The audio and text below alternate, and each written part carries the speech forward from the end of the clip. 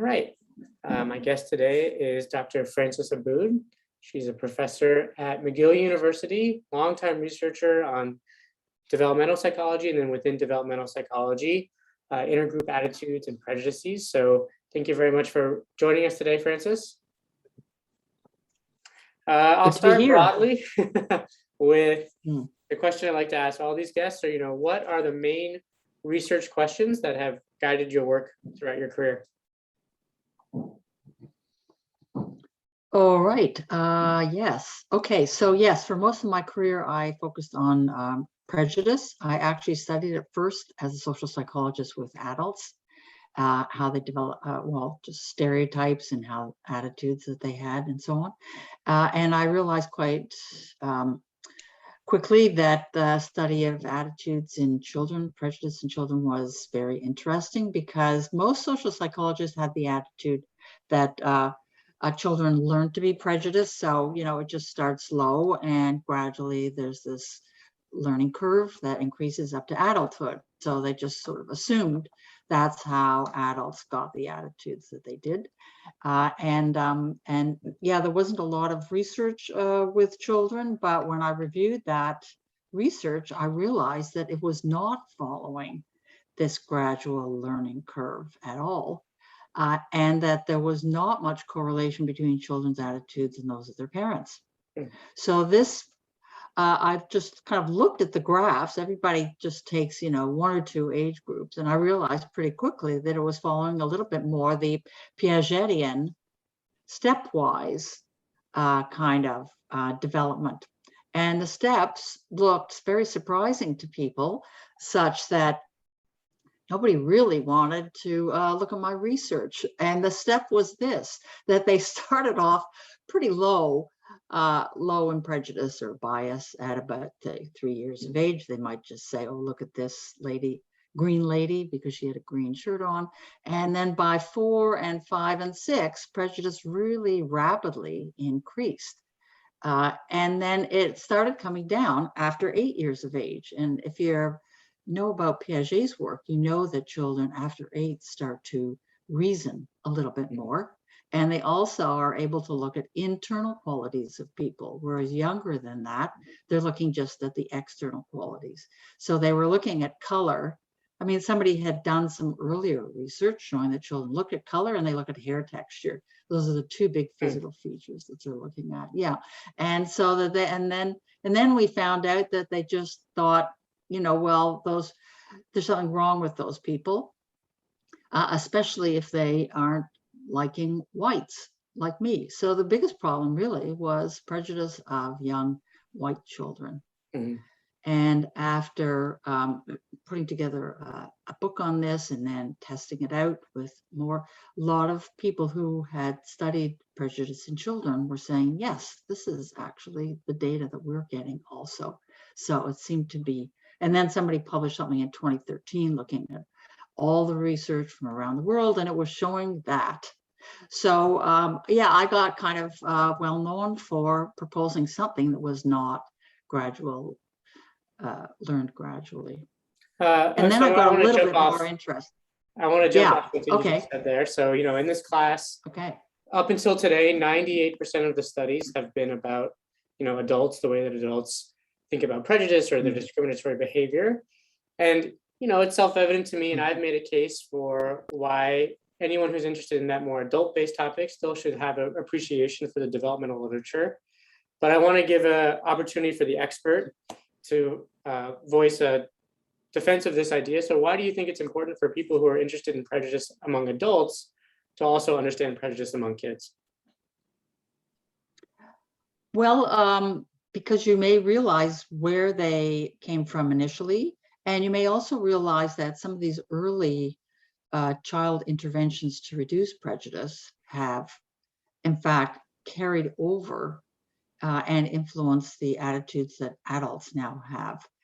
And I suppose I'm also going to make the case for, that people have shown that adults who were in integrated schools when they were young, and particularly who had a cross-race friend, have less biased attitudes as adults. So it carries over Although I think there is this period during adolescence when sort of mating and dating becomes important, and they start segregating.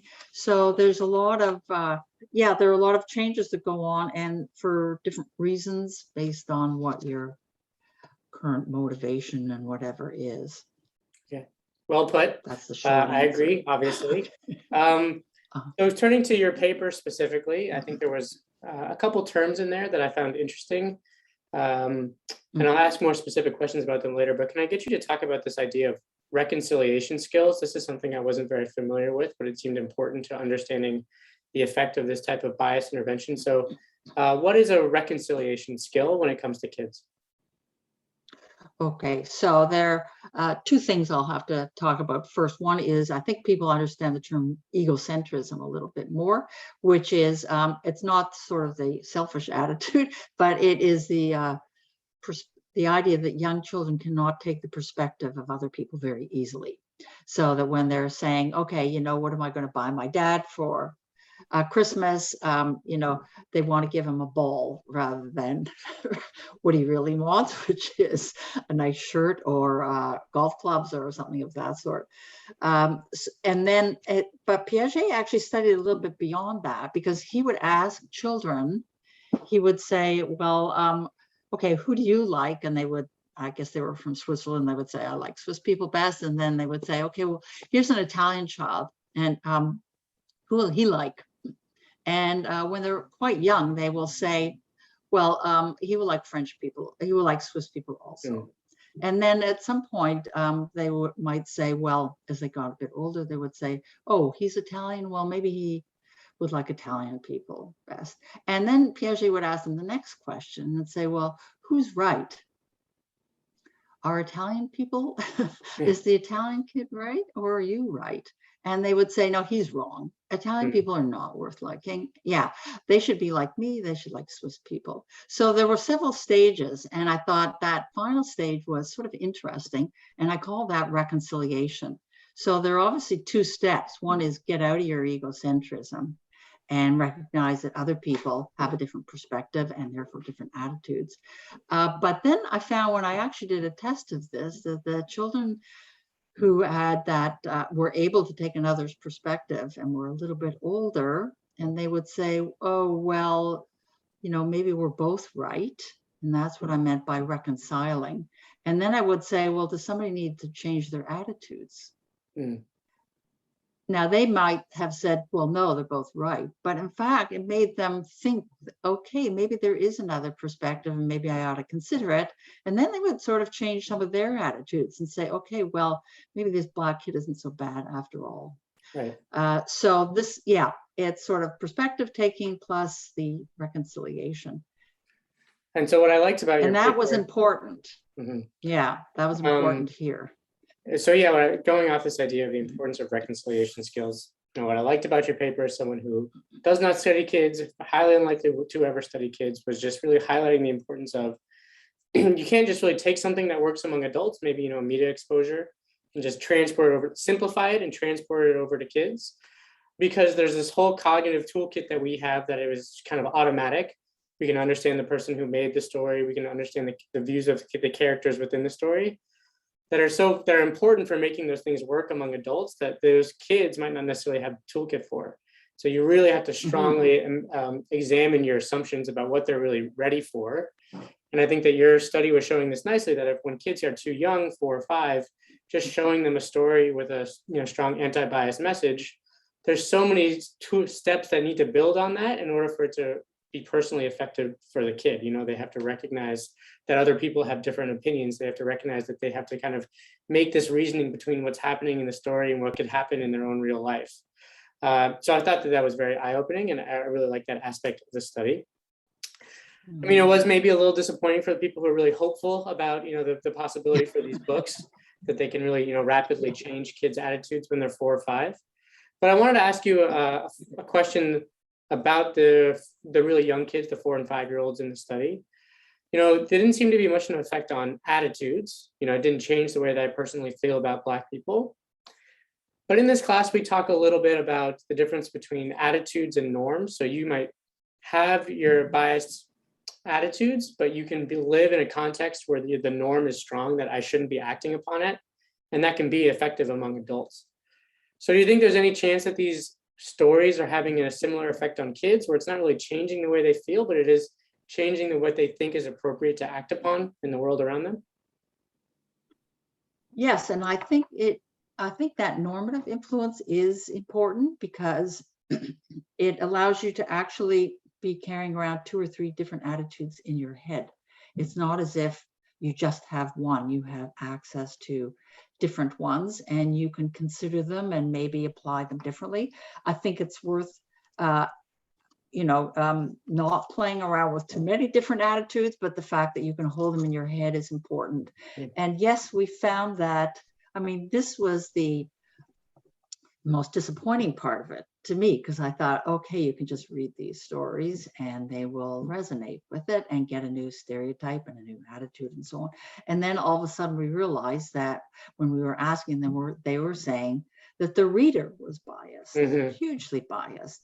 Didn't matter if it was a parent or a teacher, they hated Blacks from the point of view of these children who were listening. So the unintended message was getting across that, and so I realized that in their head was a norm, that they thought all white people did not like Blacks, and they were just they just almost thought it was like a rule that they had to think of. So just having different readers reading them these stories, and we realized that you couldn't just read the story, because children thought, oh, she's just reading a story. This has nothing to do with her, or she didn't pick it for any because it suited her values. So this is why we had to have this so-called strong message, which was, I really like this kid. He's such a good friend. He's really smart. And look, his white friend also thinks he's just great and wants to play with him every day and blah, blah. So the more people who read, the more readers who say that, the more the child is going to start to realize, okay, this is not the norm. There are other ways of thinking. My parents think this way, the teachers think that way. And I think that sets a norm, frankly. So it's not just about the parents. It's about lots of people, lots of adults. And more broadly, the adults around me seem to be thinking this way. Right. There's something to learn from them. Okay. Yes. You talked about exposure to these children's books as being, one potential way of reducing prejudice among young kids, maybe 4 or 5-year-olds. Is there another method that you found in your research or done by others that you think is really effective? You're also welcome to say, there's no easy way out. So this is not something that can be tackled very efficiently or quickly. Okay, so there's 2 things going on here. One is behavior and one is attitudes. Yeah. And really they are not consistent with one another in the young years. Because people have noticed in kindergarten, children will play with kids from other racial groups happily. All they're looking for is somebody who likes to play the same thing that they do, and that's it. It doesn't matter. And yet at the same time, they will say very negative things when you ask them, not so much about that particular child, but about a host of other children who look like that. So yes, the most effective thing that I have studied, because there is a Montreal school that is very, very integrated, where I used to do a lot of my research, and that is to have a cross-race friend. So if you have a friend from another racial or ethnic group, and you see their friends, you play with them, you maybe see their family, and that is the best way of reducing prejudice. There's no question asked, which is why we decided, instead of showing picture books about just Black children with their families, we showed picture books about friends, because the idea then would be that they would vicariously identify with the white child and get to know the Black friend in a positive way. So in the review, we did a big review, but this was several years ago, and it did show, obviously, that integrated schools, although that's not randomly assigned, but when they do randomly assign, having an out-group friend is the best way of reducing prejudice. So is it fair to say that for really young kids, they don't necessarily have the toolkit yet to generalize from, my one Black friend to positive qualities among all Black people, but you need that one Black friend there to have those positive experiences, that when their cognitive toolkit catches up and they are able to generalize, they're not looking around for someone to generalize from, there's already someone in front of them, and that'll ease the process. Yes, and I think they will also have that in their memory, so that later, as you said, when the cognitive constraints are reduced, when the cognitive toolkit kicks in, you'll say, oh yeah, I remember so-and-so. Okay, interesting. Couple more questions that are a little more big picture before I let you go. Is there something in your study of this topic over the decades that you've really changed your mind about over time in terms of how kids think about other groups? Well, yes, I guess the first one was just really disappointing because I thought that children, like Allport had initially said, would be interested in children from other ethnic groups. I thought that curiosity, I came from University of Toronto, where curiosity was really studied big time at one point.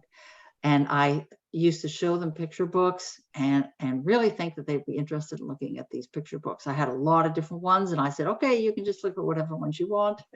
And of course, and they always chose the white ones. They were not choosing the ones about, Native children or Black or Chinese or whatever. I was doing these actually out on the West Coast first. So that was the first downer.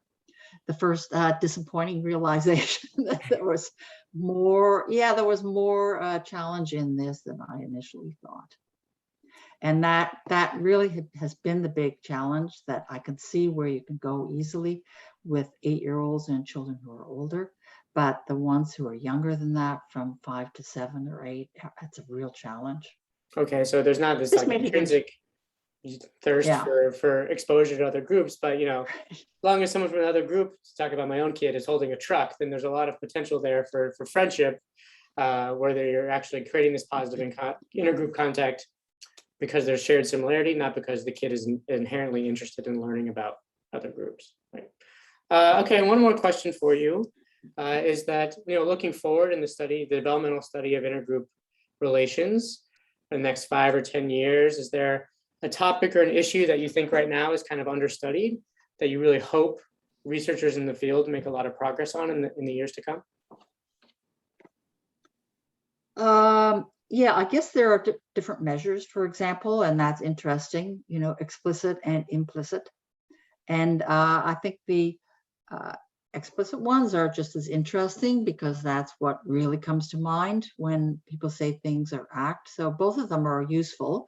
I think the other is I've started to look at brain recording in the young years and how, having exposure to just one racial group influences certain things in the development of the brain. It's pretty flexible in the early months, and then it's sort of like language. All the extraneous ones filter out and your synapses start to consolidate on something. So the age at which that sort of exposure influences brain development, to my mind, is also very interesting. It's not that you can't overcome that brain development, just like people can learn other languages and so on. So we started to write a little bit about that in some chapters. I know some people are researching that. But I do think that this study of interventions that reduce prejudice in that young age group is really critical. Okay. Perfect segue into our next class, which will be all about intergroup neuroscience. So that answer was not a plant, it was just very organic. So I thank you for your time and your expertise, and thank you for talking with us, Dr. Booth. Okay, you're very welcome.